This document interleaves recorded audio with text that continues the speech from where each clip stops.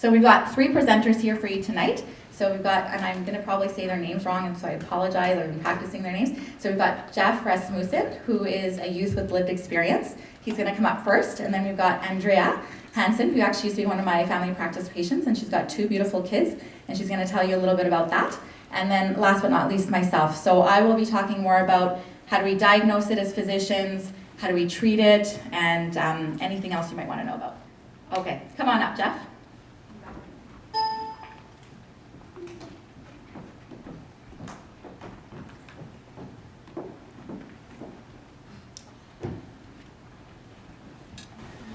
Kids with ADHD are the least likely in BC to graduate and the most likely to self-medicate with illegal drugs. I can tell you from first-hand experience why this happens. In grade 7, my teachers were so frustrated with me, I was kicked out of school. In grade 5, my teacher thought the best way for me to improve my behavior was to have me sit out of PE and miss recess.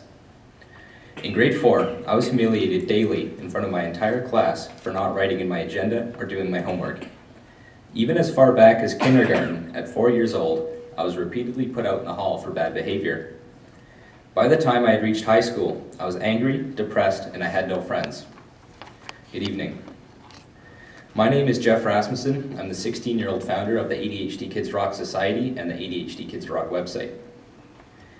2 years ago, at the age of 14, I won a $15,000 scholarship to realize my dream to create an online community for kids with ADHD. When I first found out I had ADHD, I naturally went to the internet, but I found nothing that I could relate to. I felt alone. My goal was to create a repository of information for kids like me learning that they had ADHD. I wanted kids to know that they are not alone.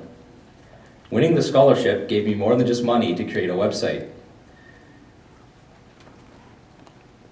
It has given me and kids like me a voice to talk about what it's really like to have ADHD. Kids are suffering because the adults in their lives don't understand them. My website is changing that.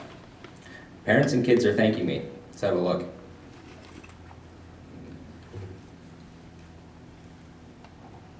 Hi Jeff, my name is Lisa and this is Colby. Your website has helped us so much by realizing that ADHD shouldn't have to have a stigma. Hi Jeff, I just wanted to say thank you for creating the ADHD Kids Rocks page.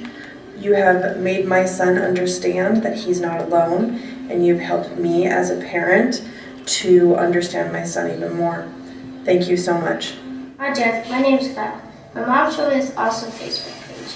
It really helps me because now I know I'm not the only one with ADHD. Today, I have over 23,000 Facebook followers.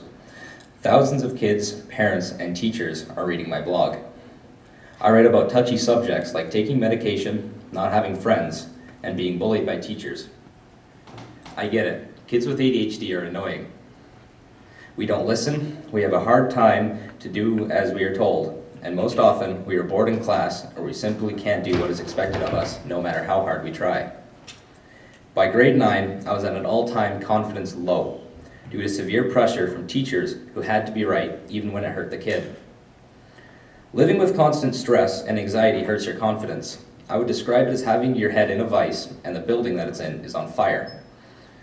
The stress of always being on guard, knowing that at any moment you're going to mess up, is physically draining.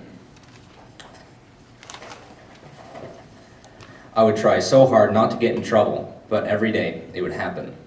Then bam, I would have all my happiness taken away. Some days when I was younger, I was afraid to do anything, pushing my confidence even lower. I feel like kids with ADHD have less confidence because we've been dumped on all of our lives for our behaviors. Like with everything we do, we have to work extra hard to get by. It's not that we don't want to do our work, trust me. We want it done more than any other kid in the classroom. We're trying to pay attention, way harder than most kids. We are going to forget our pencil, our homework, our textbook, and everything else others easily remember. Our brains are wired differently. We are built for a different learning environment. Most often, we are the smartest ones in class, but because of our challenges with organization, you would never know it. Yes, ADHD is a mental health condition and not a bad character condition.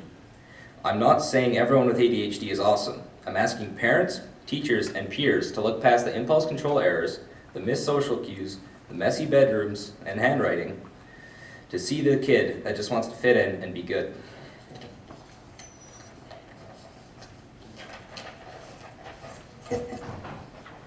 Kids with ADHD are not looking for special treatment.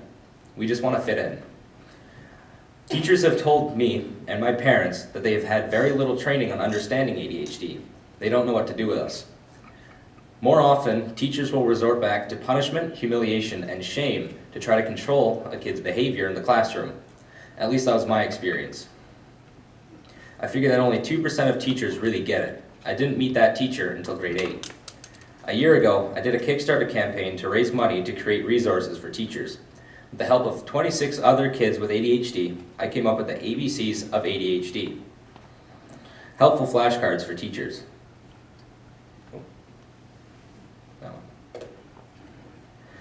I do have those for sale tonight and on my website.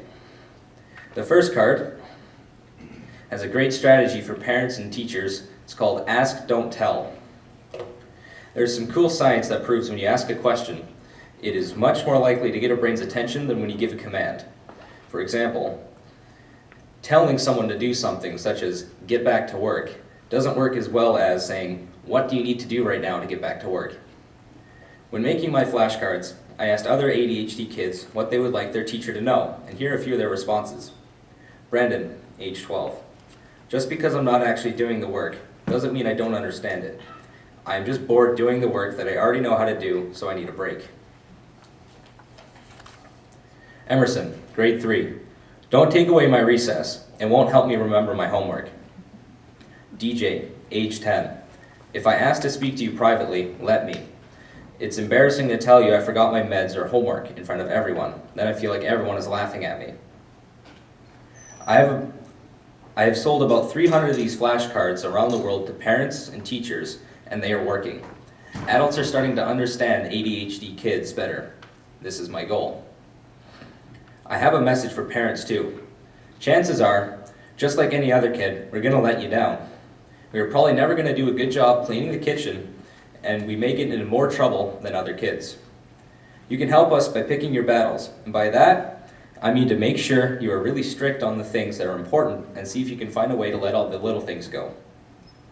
We need rules and boundaries, and we need to know what will happen when we cross them. When we do mess up, find ways to help us, not hurt us. You can't punish the ADHD out of us. If you take the pressure off at home, I can grow stronger, and someday I promise you'll be proud of me.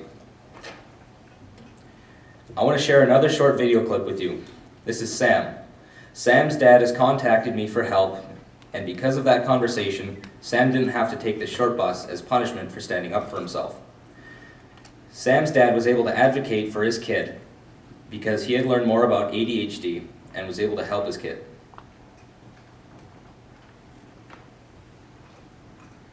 Hey Jeff, I heard my dad was telling me about this thing that you're doing when you're going on stage in front of a couple thousand people, and I just want to say that your website has really helped me, because I thought ADHD was only affecting me before my dad told me about your website. Before my dad told me about your website, and it's really helped me out knowing that I'm not the only one with ADHD. I encourage parents, teachers, and especially kids to learn more about ADHD and find positive ways to make life better for everyone.